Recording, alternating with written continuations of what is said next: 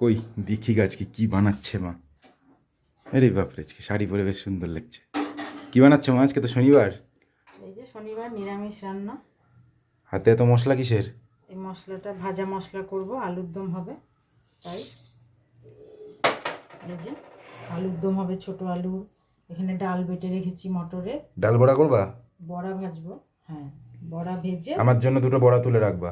আচ্ছা ঠিক আছে। এটা মশলা আছে টমেটো, আদা, কাঁচা লঙ্কা, মানে পাকা পাকা লঙ্কা দিয়ে। আর এখানে আছে সজনের ডাঁটা, পটল, আলু, বেগুন, এই দিয়ে এই বড়াটা দিয়ে রসা হবে। আর এদিকে এই যে ভাজা মশলাটা চলছে এইটা দিয়ে।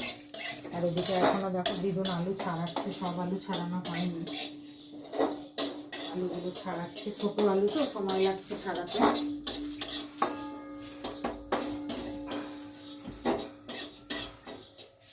আবার